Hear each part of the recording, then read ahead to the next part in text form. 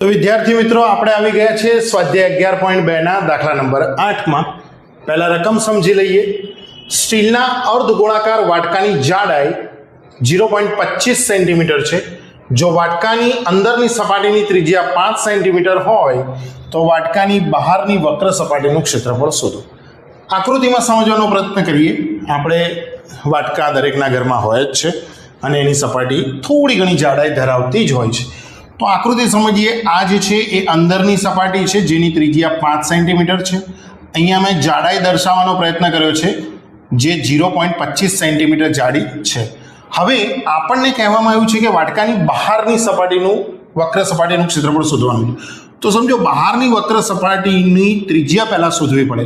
તો અંદરની સપાટીની ત્રિજ્યા 5 છે, આ જાડાઈ જે છે 0.25 એ એમાં પ્લસ થઈ જાય એટલે વાટકાની બહારની સપાટીની ત્રિજ્યા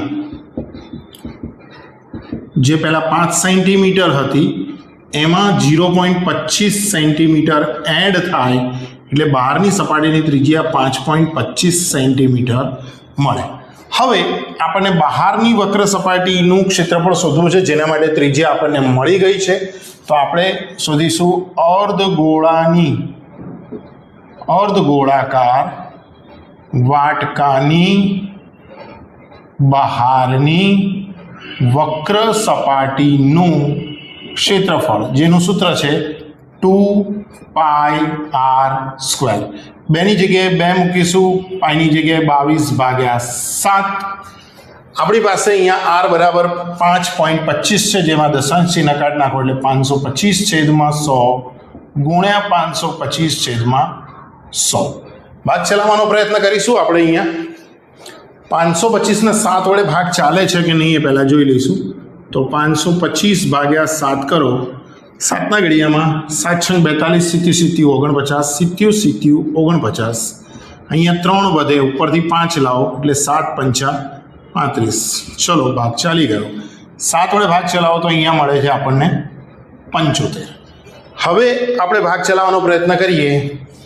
2 વડે ભાગ ચલાવીએ તો અહીંયા આવશે 50 200। 5 વડે ભાગ ચલાવીએ 5 દાન, અહીંયા 5 વડે ભાગ ચલાવીએ તો 15×5 = 75। હવે આપણી પાસે છે 22 × 15 મને લાગે છે હજુ એક ભાગ ચલાવી શકાય છે। 2 વડે ભાગ ચલાવીએ તો અહીંયા 11, 2 વડે ભાગ ચલાવો તો અહીંયા 50। ફરી 5 વડે ભાગ ચલાવો, 5 તરી અને 5 દાન, વધારે સરળ થઈ ગયું। 11 તરી 33 ગુણ્યા 525। ચલો અહીંયા ગુણાકાર કરીએ। 525 ગુણ્યા 33 0, 3×5 = 15, વધી પડી 1, 3 × 6 = 7 અને 3×5 = 15। ફરીથી 3 વડે ગુણાકાર કરો, એની એ જ વસ્તુ આવવાની છે। 5 7 5 1, 5 7 × 5 12, વધી 1, 12 ને 1 13, વધી 1 7 1। આપણને અહીંયા જવાબ મળે છે 17,325/10 દાન 100 એટલે આપણો ફાઇનલ જવાબ છે 173.25 સેન્ટીમીટર²। ખૂબ સરળ દાખલો હતો મિત્રો। ધ્યાન રાખો કે આ તમામ દાખલાઓમાં સૂત્રોની સમજ અને ગુણાકાર ભાગાકાર ખૂબ જ અગત્યના છે। જો તમે ગુણાકાર ભાગાકારમાં ચૂક્યા તો દાખલાનો જવાબ ખોટો જ આવશે। માટે ગુણાકાર ભાગાકાર કરવામાં તમારે ખૂબ જ ધ્યાન રાખવાની જરૂર છે। તો હવે આપણે આગળ વધીએ 11.2 નો છેલ્લો દાખલો એટલે કે 9મા દાખલા તરફ। તો ચાલો મિત્રો, આપણે આવી ગયા છે સ્વાધ્યાય 11.2 ના છેલ્લા દાખલા એટલે કે દાખલા નંબર 9 ઉપર, જ્યાં આપણને રકમ આપવામાં આવી છે કે એક લંબવૃત્તીય નળાકારમાં બેસે તે રીતે r ત્રિજ્યાવાળો એક ગોળો મૂકેલો છે જે તમને આકૃતિમાં દેખાય છે। અહીંયા એક નળાકાર છે અને એ નળાકારની બધી જ સપાટીઓમાં બંધ બેસે એ રીતે એક ગોળો અંદર મૂકવામાં આવેલો છે। આપણને અહીંયા 3 અલગ અલગ પ્રશ્ન પૂછેલા છે, જેમાં પહેલો પ્રશ્ન છે કે ગોળાની વક્ર સપાટીનું ક્ષેત્રફળ શોધો।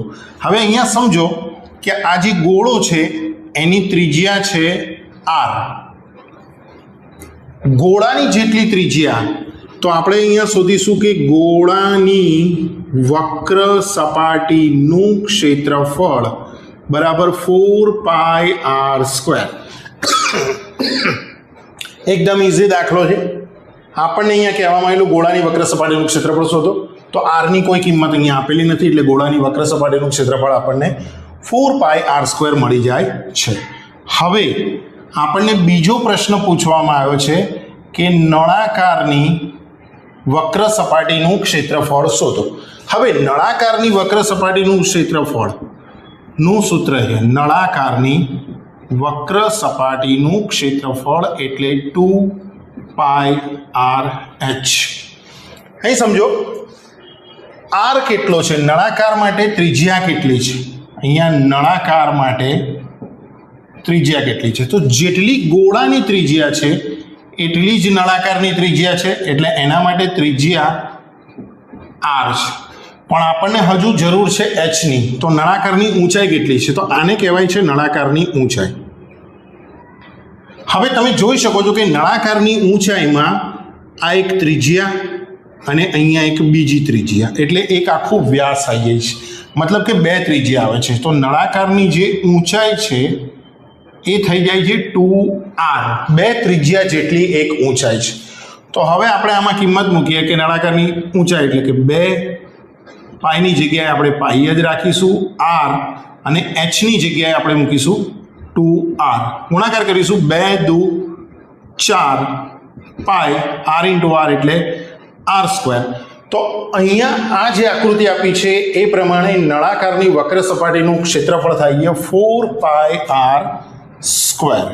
તો બીજા પ્રશ્નનો જવાબ પણ આપણને ખૂબ જ સરળતાથી મળી ગયેલો છે. ત્રીજો પ્રશ્ન જે આપણને પૂછ્યો છે એમાં એવું કીધું છે કે પહેલા પ્રશ્નમાં જે વક્ર સપાટીનું ક્ષેત્રફળ મળે છે તે, અને બીજા પ્રશ્નમાં નળાકારની જે વક્ર સપાટીનું ક્ષેત્રફળ મળે છે તે બંનેનો ગુણોત્તર શોધો. ચાલો આપણે ગુણોત્તર શોધીએ. તો ગુણોત્તર બરાબર ગોળાની વક્ર સપાટીનું ક્ષેત્રફળ છેદમાં નળાકારની વક્ર સપાટીનું ક્ષેત્રફળ.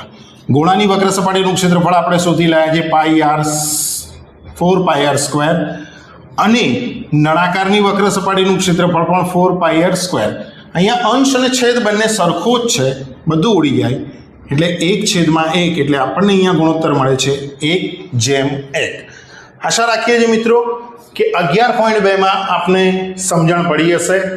જો આપને આ વિડીયોમાં કે આગળના વિડીયોમાં ગણાવેલા તમામ દાખલાઓમાં સમજણ પડી હોય, વિડીયો ગમ્યા હોય, તો અમારી ચેનલને લાઈક કરો, શેર કરો અને સબસ્ક્રાઈબ કરવાનું ભૂલશો નહીં. હવે પછીના વિડીયોમાં આપણે સ્વાધ્યાય 11.3 તરફ આગળ વધીશું. ત્યાં સુધી જય હિન્દ.